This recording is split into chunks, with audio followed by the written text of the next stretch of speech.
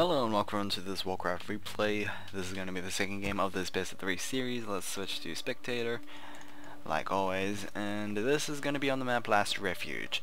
It's been a while since we've actually been on this map, I think. Or at least it's been a while for me. I just can't remember this map being played recently. That's mainly because obviously been away for 7 days. Infi spawning in as the red human player on the bottom left, claiming game 1, and to be fairly honest, I think he prolonged it a little too much, I think. FQQ spawning in as the blue human player on the top right. It's a very uninspiring, not uninspiring actually, it's a, what is it, a high chance, low, medium reward I guess. Mass air playstyle, I honestly think, because it's too easy to counter as a human. When you're versing another human player, you always got to consider, is mass air good? Because there are many options for human players to counteract that. First one, which is pretty obvious, is the Archmage. If the Archmage is your opponent's first hero, there is going to be a lot of anti-air because water elementals are going to be a huge pain, especially at the level 2 and level 3 stages of the summon. Number 2, I guess, towers are pretty easy to create. I was gonna say erect, but most people would, I guess, cringe at that word, but yeah, guard towers are, I mean, it's not that hard to build guard towers, it just requires a bit of resources, but you know, doing that and I guess counteracting your opponent's playstyle is all the more worth it. Number 3, I mean, human players can just quickly adapt against mass air anyway, because they could go for, and they could just continue their path with sorceresses, priests, and spellbreakers and still hinder the air composition quite a bit. And they could go for flying machines, which Infi did, and although many flying machines did die, I guess the value was pretty worth for Infi, so yeah, it wasn't too good, I don't think, for FQQ to be trading like that, but meh, oh well. Panda start for FQQ, this is probably more like him, I guess. He does, some people that go Panda first will tend to go for the Drunken Haze as their second ability, first ability, because it's just so good against creep camps. Archmage was able to pick up that Ogre Warrior, so that's not too good for the Panda himself. Animations are still a little fuzzy in this map, but oh well, try and bear with it.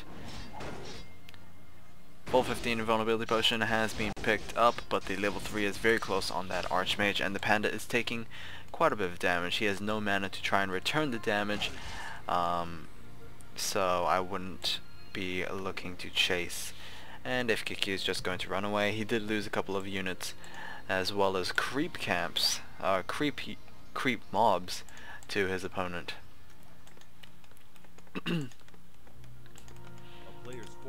So yeah, we do have the barracks, so that's at least some sign, but we do have the Panda first as well. So Panda first, I guess it's, I do like it against humans because they just have a lot of footmen early on. Unfortunately, the panda slowly rises in, I guess, effectiveness against humans, and then as soon as mid game, where tier 2 hits, that effectiveness suddenly drops, or at least until spellbreakers come out. Because Panda's still good against spellcasters anyway. Spellbreakers are the only problem. Alright, so very quick keep tick for Infi. FQQ still sticking to tier 1. Gotta see what kind of composition he's gonna go for. Ooh, FQQ did have a surround on that footman, but he actually broke it himself. That's where little mistakes could, you know,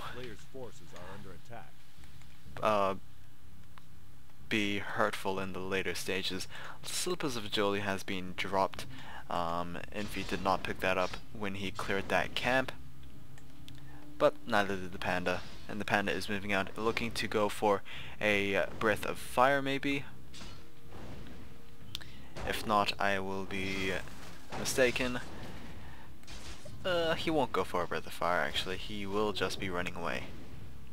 Being stopped by a little bunny as well, that is rather humorous. I don't know. This is getting nowhere, I think. To be fairly honest, mass footman, maybe, but mass footman against mass spellbreakers is, or mass footman against mass arcane sanctum units is not good in itself. We are going to have a rather early castle tech, so this is one of the earliest, or maybe the earliest you could get a castle tech as well as play effectively, because I mean people could just like all in rush tier 3 and like maybe by the 7-minute mark, but to both I guess maintain an army as well as just make that army stronger at the same time is just, you know, that is really castle. Anyway, panda, half health, didn't look like he picked up any bit of experience since last time we saw him, which was probably the first time we saw him. But anyway, Mountain is out. He does have boots of speed, was given from the Archmage, I think. No ivory tower, so this is not going to be a tower push, but it's more like a contain than anything else. Not doing a good job containing, because the panda is out. Maybe it's a good prevention of maybe escape or entries, but nope, never mind. The panda will TP back, I guess kind of luring his opponent away from the main base and then going for the TP. Rather expensive play right there, but yeah, he is going to clear out this Magi camp, possibly getting himself level 3 as well, unless Infi comes in to interrupt. Breath of Fire is being used. Not sure if he should have been using that now, because it is bit of execution damage just out the window. We are gonna have FQQ hiring up a Goblin Shredder as well as a Goblin Zeppelin. Level 3 has been gained for the panda, but at the cost of I guess a couple of peasants. Maybe that is worthwhile. And as you can see, the item that was dropped will be, could be a Book of the Dead. It is going to be the Healing Wards, which is not entirely great, but FQQ is going to be holding on to those. And as you can see, Infi is playing rather cheekily, I guess. He is going to be showing FQQ, I guess, his way of playing double Griffin Aviaries. He could even go to triple, but knowing that he is already Castle Tick and Blacksmith is on the way, it is probably suggesting Griffins. I mean, not sure if upgrades are that big for those for the Dragonhawk riders. Honestly surprised the panda or the Zeppelin was not shackled by the Hawk, but these Zeppelins, the Zeppelin will be destroyed. I believe another one will be hired up very soon, because FQQ is rather, he needs a way out. But is the Zeppelin a smart choice, because there's now 3 Dragonhawk riders out. Footmen are fighting against the creep camp that they accidentally aggroed. Panda is running away pretty much without any any hope of escape. If the Mountain King is close, then it is probably safer to not TP out. But I mean, how could you know? Alright, Dragon Orcs have stopped producing. I think it's because Infi wants to stay under upkeep. So he is probably just going to be sticking with his Dragon Hawks. The Cloud will be used on the bundle of guard towers. We do have double workshops out for FQQ, for maybe just mass flying machines, but to be honest, it's kind of too late. Maybe if Infi did not attack now, it might not be too late, but because Infi is like right inside the base, hope is pretty much dwindling for FQQ. He is losing quite a bit. There is the healing wards at least for FQQ, so his units will be able to benefit from that. But of course the healing ward in itself is 5 health, so it's pretty much one shot, one kill if used. Invulnerability potion has been used on the Panda. TP scroll will be forced on the Mountain King, so it is forcing Infi to retreat. And FQQ will live to see another day, I guess. I mean, it's just nighttime now, so let's see if he does live to see the brink of dawn. Anyway, there we go. Mass flying machines, like I said, to counteract the Griffin Aviary units, but will it be enough? I mean, this is where you become smart, because you saw those double workshops and just transition out of it. Now, imagine if Infi did that.